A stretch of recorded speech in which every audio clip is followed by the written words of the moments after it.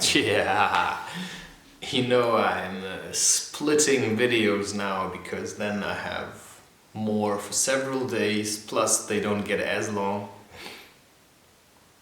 Because it's also about adapting to a bit what people like on here. Like, what's the style? Maybe a bit less longer videos. Because, of course, in a way, you're creating something, you also want people to like it. Or at least to, that a word gets out or something.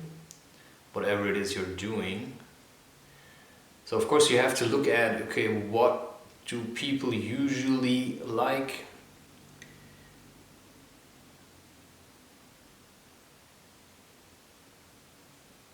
And I think it's good that I started already with doing exactly what I wanted, so this channel is already pretty full with stuff that I like. And these videos are just something that I do to keep going. And to talk about certain things. Because maybe if you want people to buy your book, you have to show them who you are still. But maybe also you don't.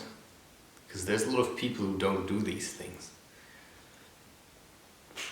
So I don't think I really have to do any of this. I could just write books. But now I've started with the channel, I also feel like, why not maintain it? Because it just gives me also the opportunity to do other kinds of things and learn from them. And also evolve as a photographer or video artist. Anyway, what I wanted to talk about, as I was today in the park slacklining, which was quite hard because somehow, I don't know what happened, but I somehow crashed, it just got too much, the writing and then these emotional things I'm going through. And then, scheduling ahead is good, but I also know some of the things I've said on my podcast and one episode, which is going to be due on 2nd of June, gives me some kind of trouble because I know what I've said in there. And in a way it's mean, but on the other hand it's also honest. I basically just told my sister to stay away from my stuff because this is also today's topic of the video that I'm making has a topic, something about family. Because I have trouble staying connected with my family. And I sometimes find it kind of hard and challenging to not just run away from them, because there are so many things that I pick up, like trauma and stuff, that nobody else really sees like I do. And that's the thing, often spiritual, because if you talk spiritually, you can say, there's some beings that are maybe a bit further spiritually. That's how I feel. Because I have something that other people don't seem to have, which is a certain kind of freedom, and in a way it comes natural to me. And it's fighting that kind of freedom that makes me suffer a lot and struggle more than I would normally need to.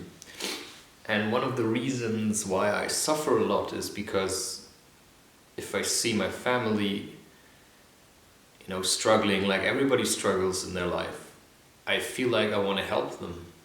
But the thing is, I've tried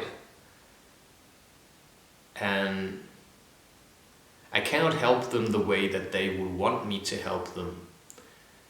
So I need to help them in the way that is best for them. And one of the things, for example, when I see my dad sitting outside and doing his stuff, I often feel putting the wood we chopped on top of each other, feel like I want to go there and help him. But then I realize helping him doesn't help me right now, because I'm on holiday, and like sorting out the wood is kind of his job, because it's his house. I just live here.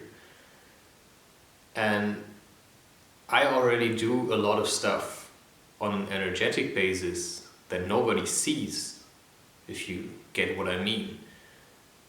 Like, I'm a Reiki healer, and like I have a different kind of mindset and awareness. So already my presence itself already changes something. But that takes a lot of focus for me, because as soon as I start to get drawn into the problems of other people, I feel like I want to help them. And that can go as far as like wanting to hug homeless people on the street. But you can't hug a homeless person. You may feel like you want to hug that person, but like you will take stuff off of them. And if you're not like, unshakable, if you're not Jesus, this is going to like be like a punch in the face for you. So I feel like there's times when I start to feel more energetic again, especially after I went through some heavy stuff. Like I said, now helping with chopping wood, like a lot of physical labor, but it's not just that. If I help somewhere, there's always something going on an energetic level. And nobody realizes that except for me. So I can't tell anyone because they wouldn't understand it. So I just do it anyway. But when I help somebody else, because it's actually not really my job to do this. My job is to write books and to spread happiness. And sometimes you have to spread happiness in your own family. And to me that's kind of heavy work. To me it's like quite heavy work. Because there's a lot of emotions and stuff. Plus some people have really heavy energies. But if it's your dad, well, you're involved in a different way, because you've known him for such a long time. So yeah, sometimes I kind of run away into the park to slackline just because I don't want to be here. Because if I'm here, then I'm always tempted to go there and help, but I don't feel like helping.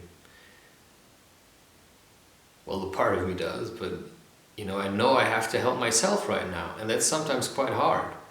So I go into the park, and then I wait until I feel like it, and then I put up my slackline. And like I said, I didn't go for a week, and helping with chopping wood just kind of like slapped me in the face. And it was really hard yesterday to slackline. And the funny thing is, because somehow I feel like there is already somebody in my life that I would want to be my wife. And I can't just go around sleeping with all kinds of people or flirting. That's just how I feel like.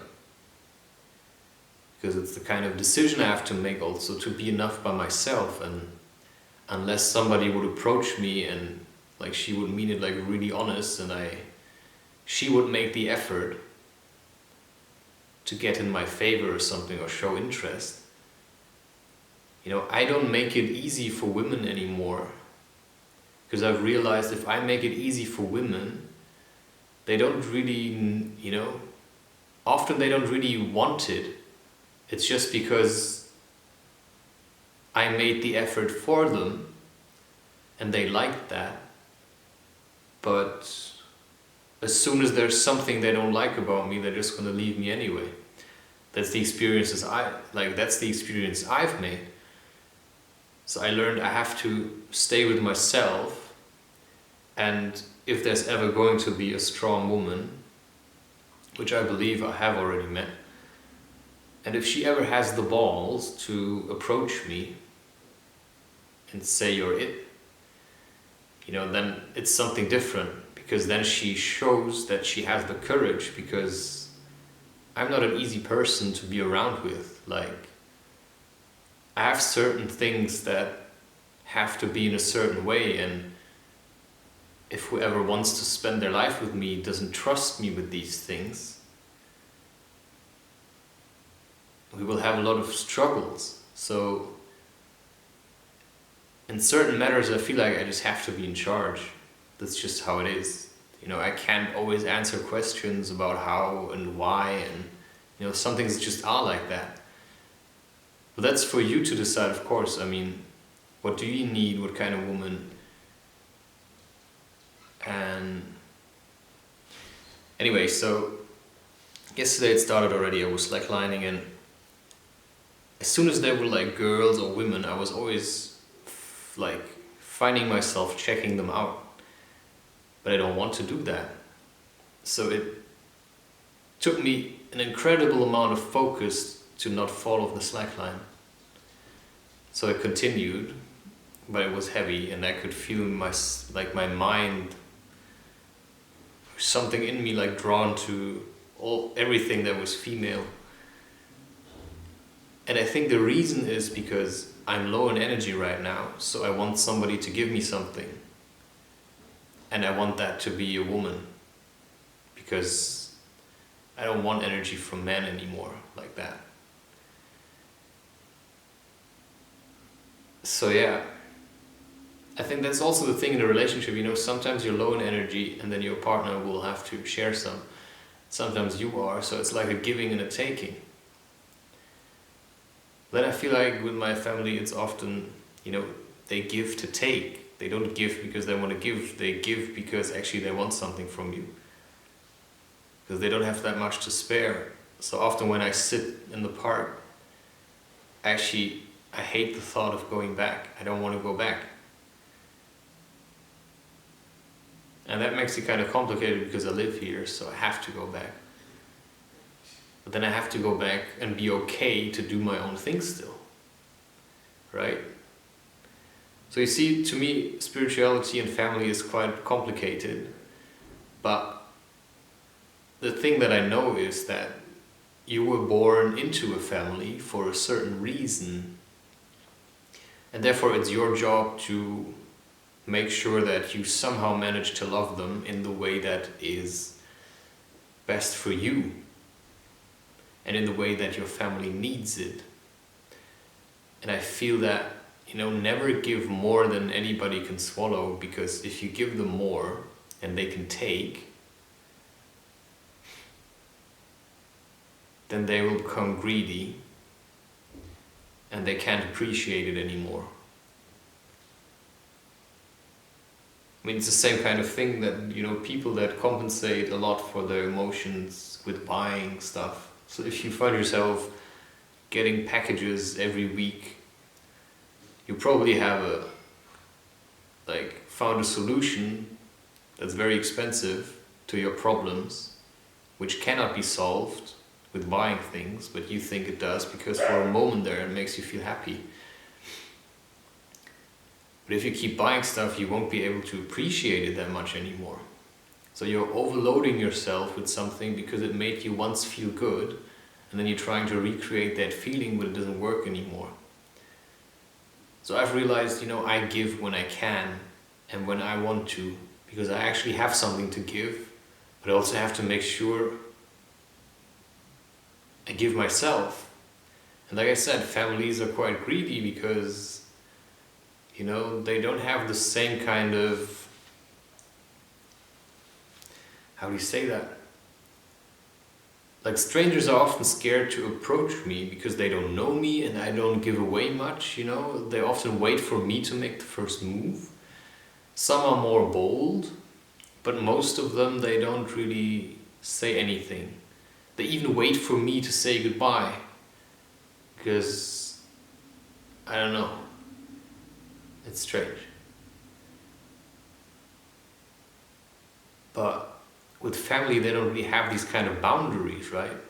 You see each other naked sometimes and all these kind of things, so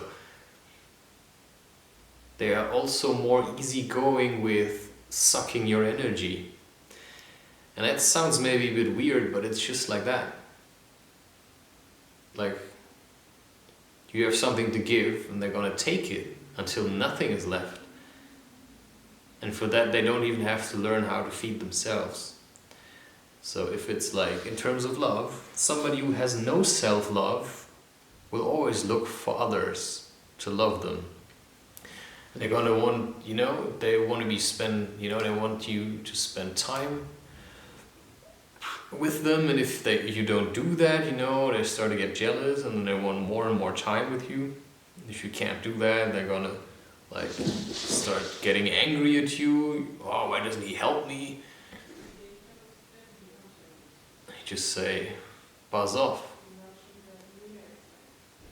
And most people, they don't say that, especially if it's your dad asking, he keeps asking for help, and every time you say yes, and you say no, he doesn't like that, well, suck it up. But of course, as a child, you also want the attention of your parents, so you start doing what gets you in your parents' favor. And I just stopped doing that, but sometimes it's still hard. Because even though I've come a long way, I still sometimes find myself needing something, or wanting others to like see that I'm struggling too. But that's the thing, they maybe see it, but they can't really help me because I have my own solutions. And that's where I get back to why I don't really want male friends anymore, because I've done that. Got me to a certain point, and now I just want family. I don't want these kind of friends anymore because I don't really need them. I'm good on my own. I mean, I can't really play frisbee on my own, but that's also okay. I've played frisbee and it was nice, and maybe I have to let go of that. So I have good memories playing frisbee, and it taught me so many things. So why do I have to keep playing frisbee? I can just do other things. And maybe one day, it will be okay.